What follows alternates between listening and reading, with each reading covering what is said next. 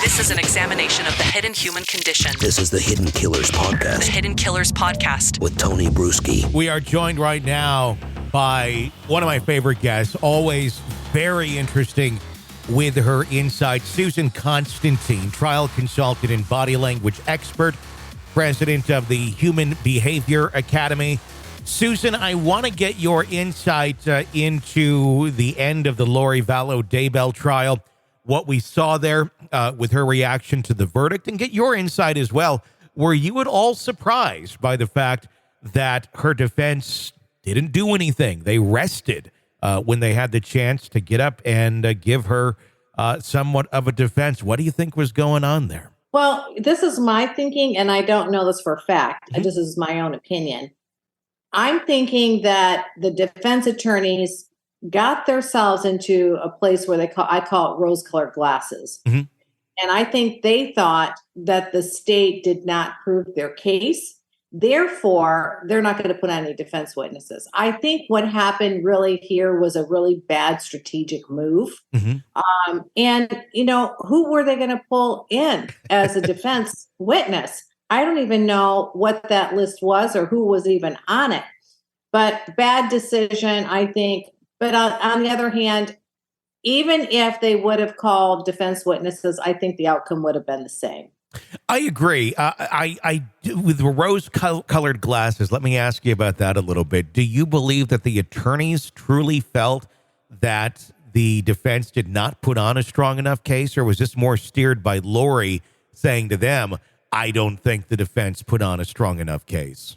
No, I think it's the attorneys. I think this attorney, and I see this, because this is my space, right? Yeah. So there's another case that I'm working on right now, and I had this client of mine. I'm not going to mention who, but it's a big national case, and wanted me to do all this analysis, and I've done it. My whole team has done it over and over and over again. Deceptive. Yeah. Won't take that answer. So we actually went to the jail, asked the questions directly to the client, failed miserably. 25 examiners looked at it. How much more do we need to prove to you that your client is lying? So I think what happens is because I've worked primarily for the defense, mm-hmm. I don't know if it's a way for them to sleep at night, or it's a way for them to rationalize their clients' behaviors. But I see this a lot. I mean, how many times I've seen people that have a case I've worked on where defense attorneys, clearly their client has committed this murder, mm-hmm. and they still think they're innocent. So I don't know where their heads are at. And the only thing I can come up with, they have a problem with rose-colored glasses. They want to believe it so badly, and I think it has a lot to do with them. And in order for them to keep their game on, they've got to think that way, right? Yeah. Otherwise, how could they defend their client if they were really holding inside that they know that their client is guilty and they're doing their best to strategize to present their best case in hopes that a jury would find that their client not guilty. So I think it's rose-colored glasses. That's very interesting and very true. I mean, anything that you do in life, the sports analogy, and I don't play sports, but here's a good analogy. You have to believe in your team if you want to win. Even if you realize your team sucks and they're really not that great. The only way it's going to have a chance at doing anything is if you as an individual are on board and are going to bring it every time and hope others do as well. Otherwise, you can't be playing on the losing team and expect to win. Right. Yeah. So, that's very interesting to hear it from that perspective. What did you make of Lori's reactions? We did get to see a little bit of video in the courtroom when the verdict came down. Very still, very kind of stoic. We didn't see a lot of body movement. There's a new mugshot out talking on the behavior analysis and the body language area of it. What did you see?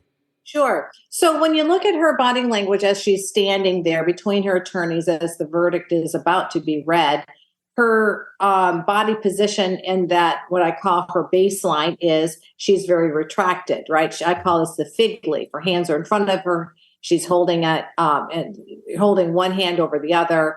That fig leaf is where you show a lot of low confidence, because people that feel confident obviously have more expansion in their body language. But her movement in her body didn't change. I mean, it was like frozen in time. So it wasn't a fear response, because I was looking up close to see if I could see it written on her in her eyes, like where I call it the 3-corner white, where the lid pulls up and you could see the white above the eye. That would be like, oh my God, what's about to come down? Yeah. I didn't see that. I didn't see any gulping of like something really important is about to happen, and that fear response. Didn't see that. I didn't see her looking at either of her attorneys to get their feel for. I think that she already knew before she walked in, and because you have to think about, I mean, I don't think that she agreed with how the defense closed, especially when they decided to attack Chad. I think that she was really ticked off about that. I don't think that she felt that her defense team really fought for her. I don't think that she felt that way. So I think she had a very defeated body language stance, and it was remained that way. So that very detached, dissociative body language or dissociative personality she has is seen through her body language. So the smirk is gone, the contempt is gone, the superiority is gone, the laughing and joking is gone, the flirting is gone. Now it's real, right? And you know what? There's no portal that she can go to where she can zoom out of there. It makes you wonder. It makes you wonder if she's sitting there like trying to conjure I'm going to conjure up the portal now, and it's not working. I mean, if that were the truth, shoot, I got to tell you, there's never been a better time to do it, which was right there to build a portal. But unfortunately, she really believed it, and she was involved in a cult. And I was giving a lot of thought about this too, about Tony, her demeanor prior to meeting Chad. She's been married multiple times, certainly tells you a lot about, she has this love addiction, and also probably not very tolerant of others or other spouses. And she gets bored very easily. And then she's on to her next. But overall, prior to meeting Chad, I don't think we could have found one person that said she was a horrible mother. In fact, they all said she was an outstanding mother. She was a loving mother. She was a doting mother. And that was pretty consistent. It was when she met Chad. When she met Chad, things started to change. And I think there was that slow indoctrination, fascination, and she was manipulated. So I think that part of her, what led her down this road of delusion was a lot with Chad's teachings. Why do you think it is we didn't hear, though, from many people beyond the last 4 or 5 years in her life? If there was a lot of other people beyond just right before Chad that knew her as a good mom, they didn't come out, and we never even heard mention of them even existing.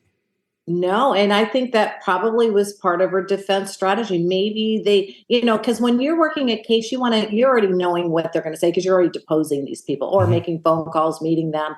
You want to know what they're going to say, whether it's going to contribute to the good character of her at that time. And maybe they couldn't find anybody that was so compelling that they felt that they needed to put her on the stand, or to have them deposed and also to testify. So we don't know. And the thing is too, think about it. I mean, people are dropping dead all around this couple.